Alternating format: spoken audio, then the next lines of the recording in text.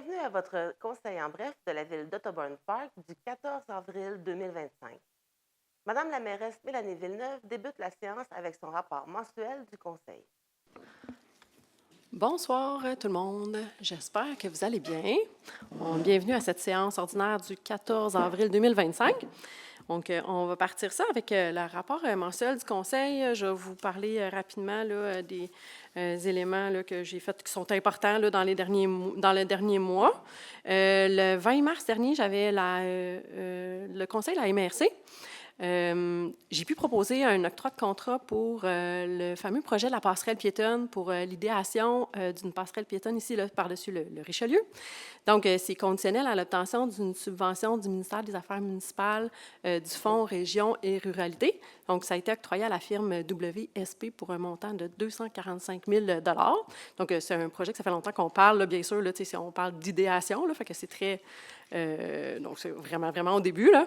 Mais bon, pour le faire, là, dans le fond, le passer d'une idée à un projet potentiel, bien, on a travaillé sur ce dossier-là quand même pendant quelques années. Puis, ça me semblait évident que c'était un projet à portée régionale, donc une mise en valeur de la rivière, connectivité, volet touristique. Fait que finalement, c'est pour ça que ça a atterri à la MRC, là, puis je suis super contente de l'enthousiasme de mes collègues pour ce projet-là. Le 25 mars, j'avais un rendez-vous avec les commerçants, là, avec mes collègues ici à la Pointe-Valaine pour leur faire part du portrait économique. Mes collègues vont peut-être en parler également, là, juste mettre peut-être de l'avant deux annonces qu'on a pu faire lors de cette soirée-là. La création d'un bottin pour les commerçants. Puis la création d'un comité local avec la collaboration de notre chambre de commerce. Donc, c'est deux initiatives qui ont été proposées par les commerçants là, lors de justement le portrait économique, là, où est-ce qu'on a fait faire un sondage. Donc, c'est ça, on va nous travailler dans la continuité là, pour un plan d'action là, par rapport au développement économique. Le 27 mars, j'avais une rencontre entre les villes de la région de la biosphère de Mont-Saint-Hilaire. Donc, on a pu échanger là, sur différentes initiatives. Elle fait aussi deux suivis importants pour la ville.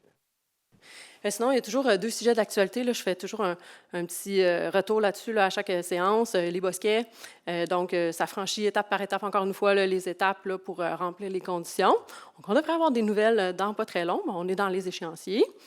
Sinon, pour l'école, je sais qu'on en a entendu parler là, récemment. Encore une fois, là, on franchit, nous, on est partenaires. Bien sûr, ce n'est pas nous qui construisons l'école puis qui prenons des décisions là, par rapport à ça. C'est bien le centre de service scolaire. Puis c'est lui aussi là, à qui appartient les annonces là, également. Ça reste que nous, on est partenaires là-dedans. On a justement ce soir des règlements à changer puis il y a des PIA à adopter. D'ailleurs, on nous a autorisé de mettre des images là, du bâtiment. Donc, le centre de service scolaire, mais c'est ça, c'est vraiment des annonces qui leur appartiennent là, à eux. Donc, c'était mon petit résumé du mois dernier. Suivant l'ordre du jour, Madame la mairesse débute la période de questions en offrant la parole à un citoyen concernant une démolition. On en sera à la première période de questions. J'en ai trois sur ma liste. Je vais simplement vous appeler au micro, là, puis c'est une intervention de 5 minutes, là, normalement, là, qui comprend et la question et la réponse. Donc, Monsieur Couillard-Després. Donc, c'est concernant le point 8.1, 8.2 pour démolition sur la rue Speller. Bien, Gilles Couillard-Després, 260 rue du Prince-Albert. Donc, je ne savais pas si une décision était amenée. Donc, ma question, c'était soit une intervention à votre décision. Fait qu'est-ce que c'est trop tôt ou on le fait après, à partir du point 8.1? Est-ce que c'est accepté, la démolition du 841 Spiller? La décision finale, elle se prend en séance du conseil quand on est rendu au point. Là, dans le fond, vous pouvez nous mentionner si vous avez... Je vais regarder mon intervention d'abord pour après. Est-ce que je peux? Après, la décision va être prise. Donc, là, le conseil va déjà avoir entériné la décision. Cependant, je peux peut-être vous expliquer le contexte là, pour ce qui est des révisions de démolition. Là. Je m'en allais justement le faire quand on va être rendu à ce point-là, mais ça peut peut-être être pertinent que j'en fasse part tout de suite. Là. Dans le fond, comment ça fonctionne avec notre réglementation, c'est qu'il y a un demandeur qui fait une demande à la ville pour une démolition. Donc, ça s'en va au comité de démolition. Le comité de démolition va rendre une décision. C'est vraiment décisionnel. C'est un des seuls comités en ville qui est décisionnel. Donc, il a rendu sa décision. Dans ce cas-ci, ça a été un refus. donc en se basant sur des faits là, qui avaient été apportés, du contenu qui avait été apporté par le demandeur. Suite à ça, le demandeur peut demander une révision, donc sur son dossier qui a été présenté. C'est ce qui a été fait. Dans ce cas-ci, selon notre réglementation, le conseil qui fait une révision qui peut être décisionnelle par la suite doit se pencher seulement sur les documents qui ont été remis au moment que ça a été étudié par le comité de démolition.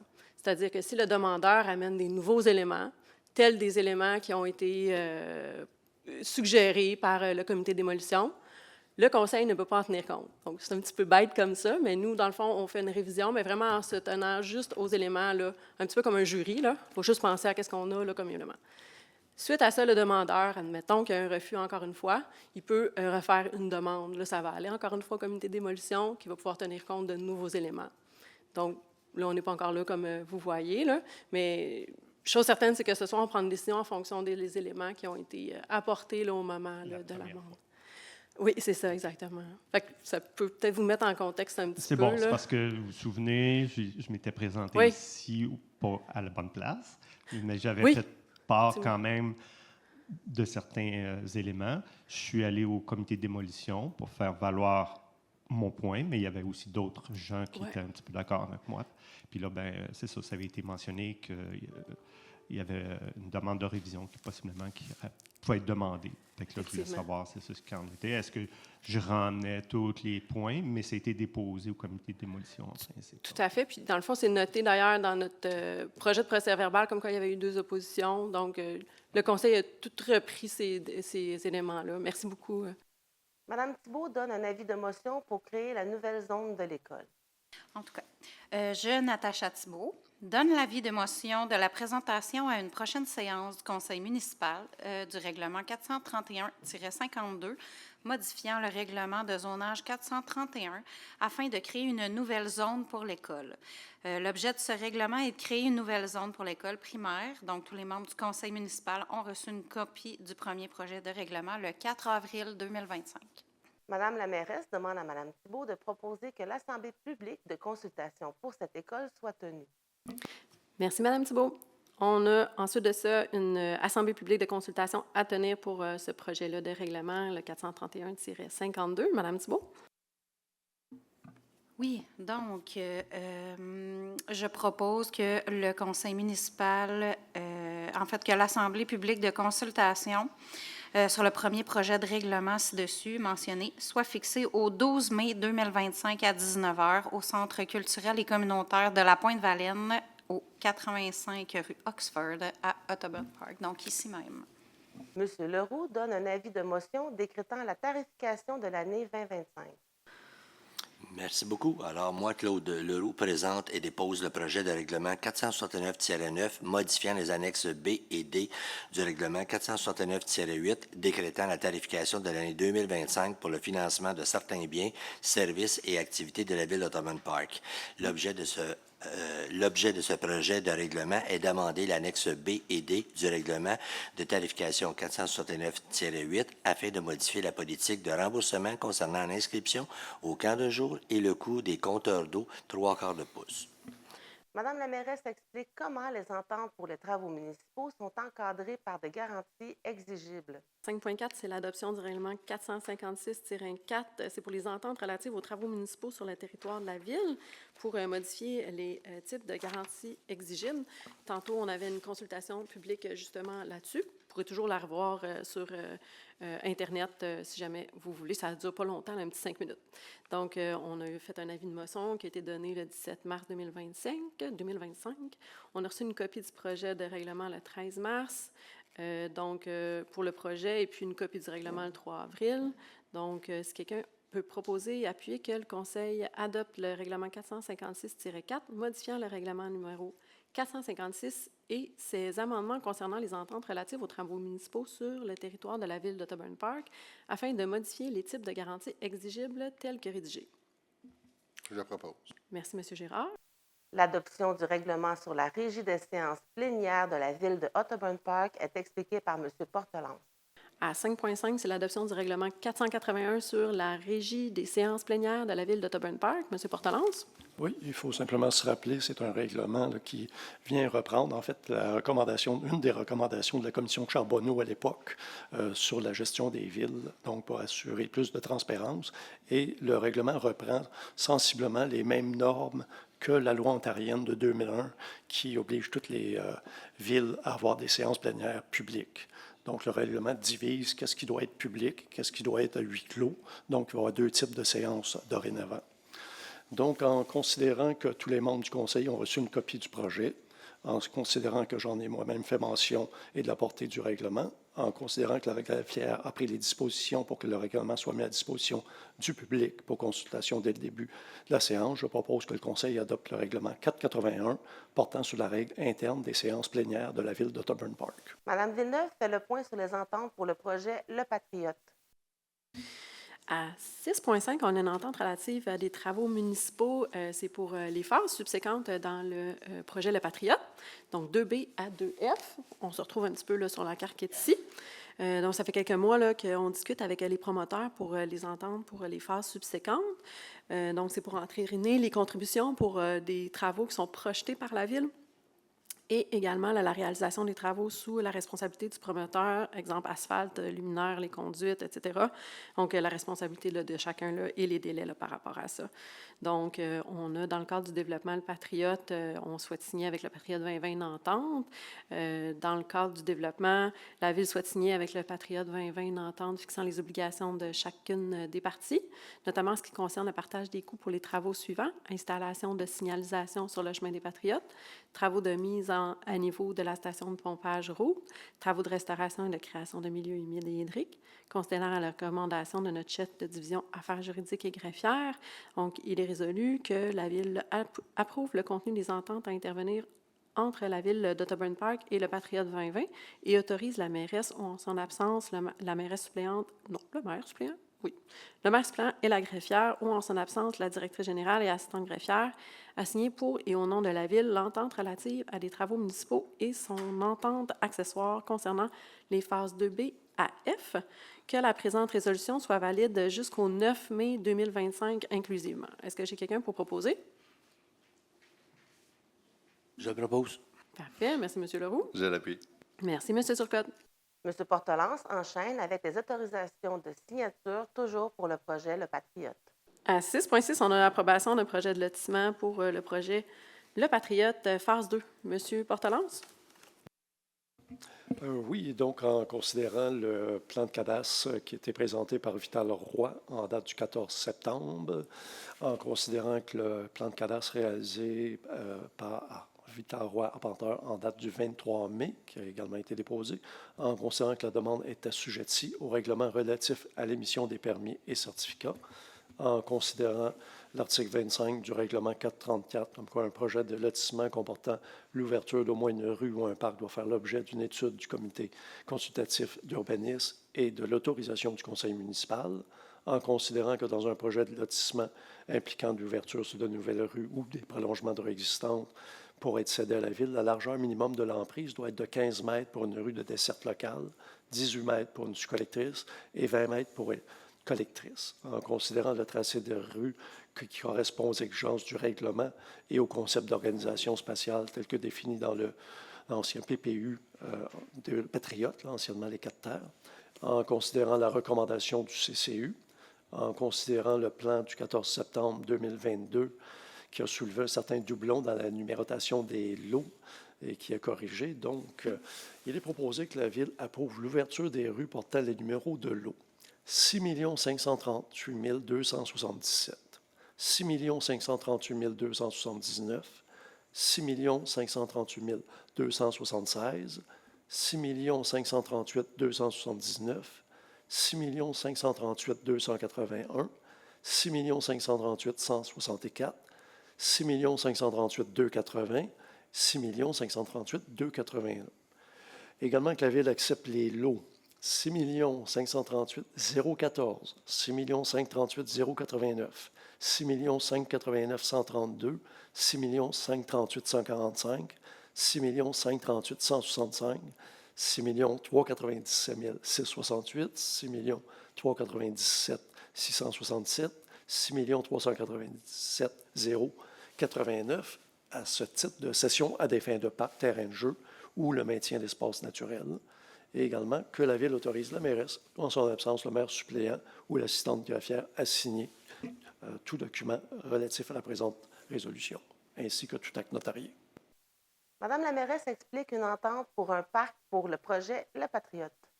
À 6.7, on a une cessation de l'eau en faveur de la Ville à des fins de parc. Donc, c'est toujours pour le projet Le Patriote dans la phase 3.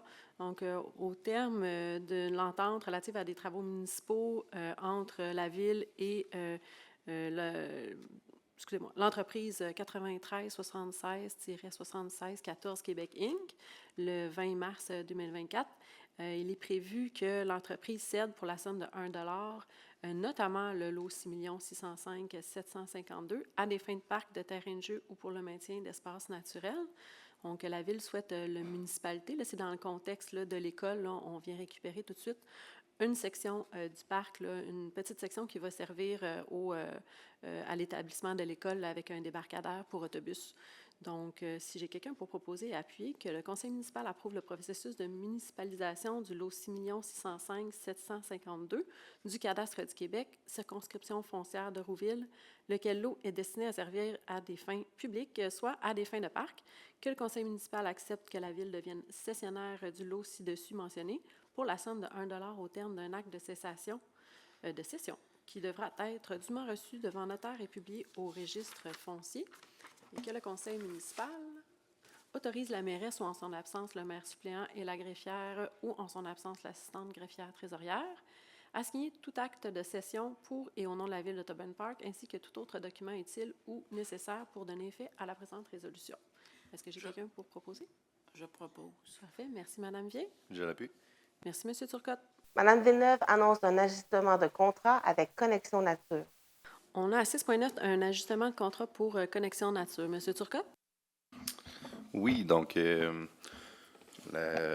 on devait initialement avoir une ressource en environnement à la Ville, là, un technicien en environnement. Malheureusement, là, la Ville n'a pas eu de succès là, pour l'embaucher, donc on a besoin d'une ressource là, pour certaines choses, dont une collaboration avec le CCE qui devrait démarrer la semaine prochaine pour l'élaboration là, de la politique de l'arbre. Donc, on aurait une entente à faire avec Connexion Nature là, pour pallier là, à cette ressource manquante. Donc, considérant la résolution 2025-03-104 autorisant la signature d'une entente pour la fourniture de services en géomatique, conservation, éducation et aménagement avec Connexion Nature pour une dépense maximale de 20 000 $, considérant les besoins accrus des différents départements en raison des difficultés rencontrées dans le recrutement d'un conseiller en environnement, considérant la recommandation de la directrice générale dans sa fiche adressée aux membres du conseil municipal, je propose que le conseil municipal autorise l'augmentation du contrat octroyé par la résolution 2025-03-104 afin de porter la dépense maximale à 35 000 $ plus les taxes applicables, que les fonds nécessaires au paiement de cette dépense soient puisés à même le poste budgétaire 02 610 00 522 Urbanisme, Écologie et Environnement, que soit autorisé le transfert de crédits budgétaires comme suit afin de financer cette dépense. Montant du crédit transféré 15 000 $, source des crédits 02 61 000 141 Urbanisme salaire régulier. Destination des crédits 02 610 00 522 Urbanisme, Écologie et Environnement. Madame la mairesse demande à M. Portelance de faire la lecture de l'octroi de contrat pour le réaménagement de l'hôtel de ville.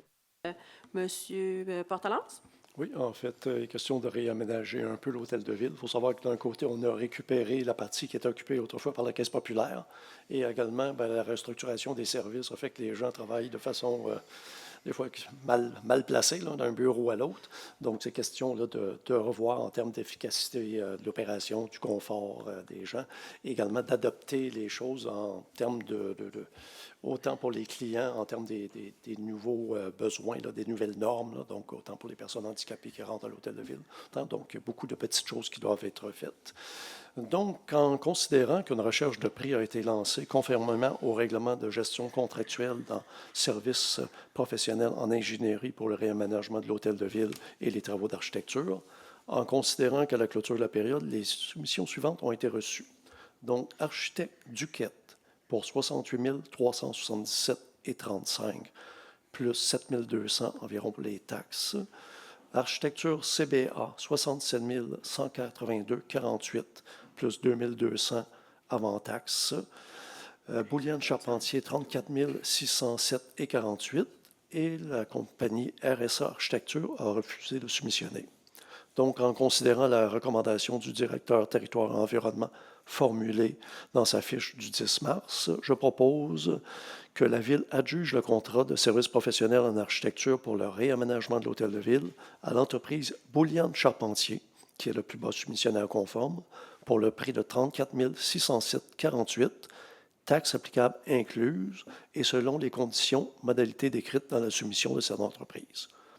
Que les fonds nécessaires au paiement soient puisés à même le poste budgétaire Réno, Hôtel de Ville et services professionnels.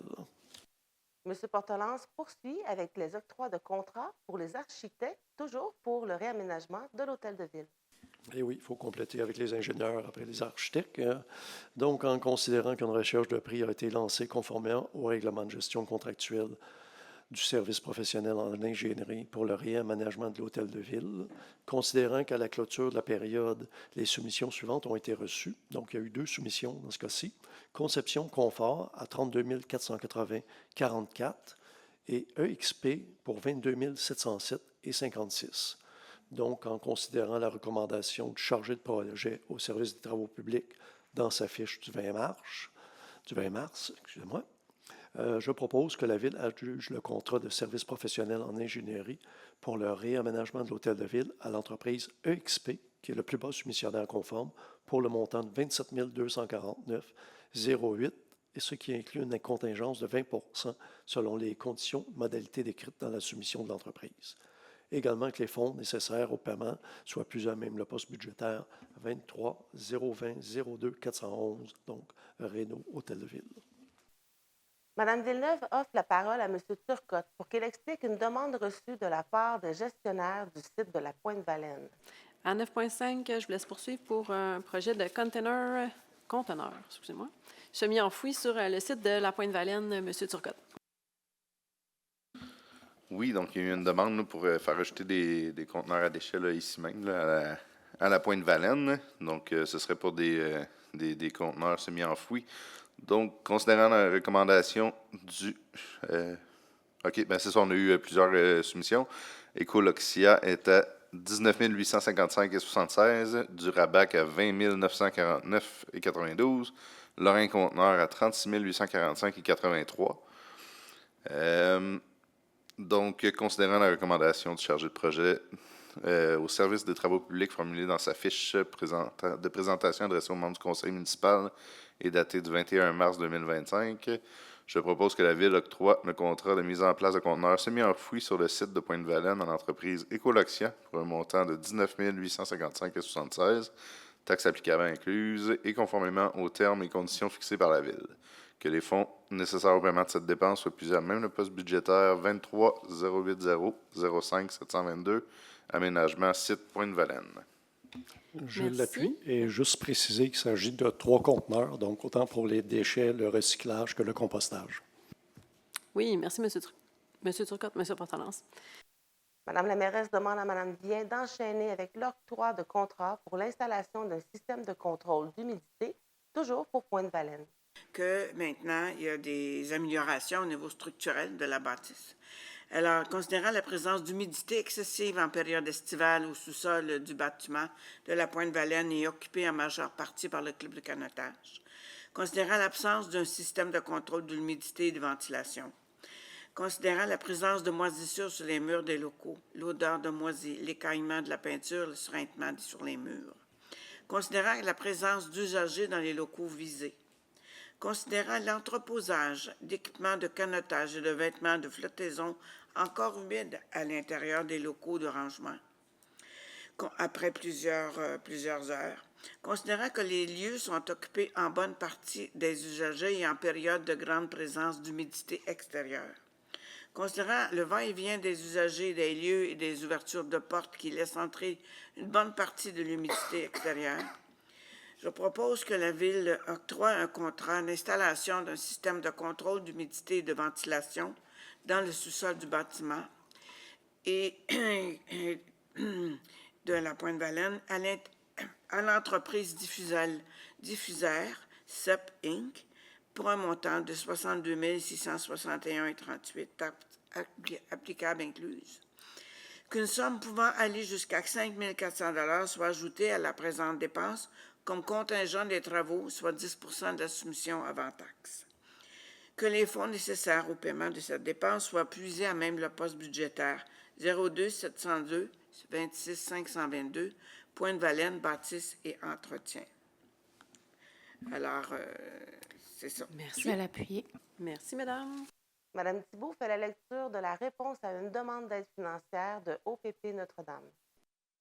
Oui, donc, considérant la demande que nous avons reçue, que la mission de cet organisme à but non lucratif consiste notamment à l'élaboration, la réalisation et l'évaluation périodique du projet éducatif de l'école, ainsi que leur participation à la réussite des enfants.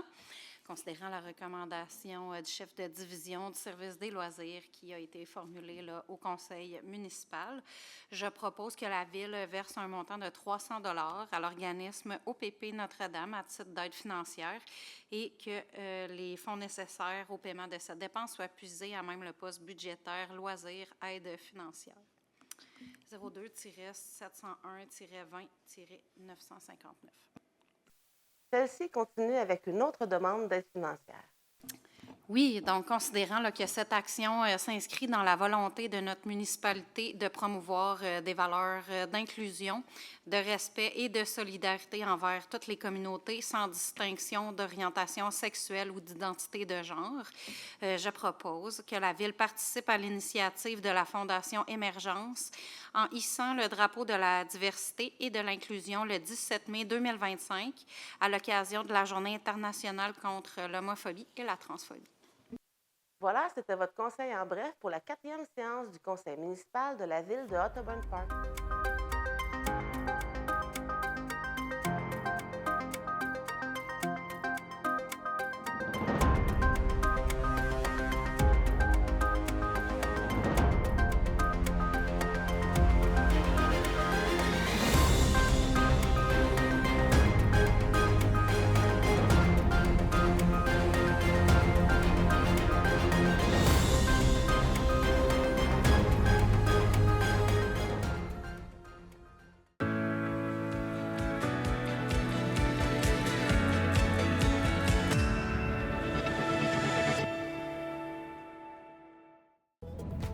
À l'émission Parole d'auteur, je partage avec vous ma passion pour la lecture. Je vous invite à découvrir avec moi des auteurs québécois qui vont nous parler de ce qui les anime et ce qui les fait vibrer. Suivez-nous sur la télévision citoyenne.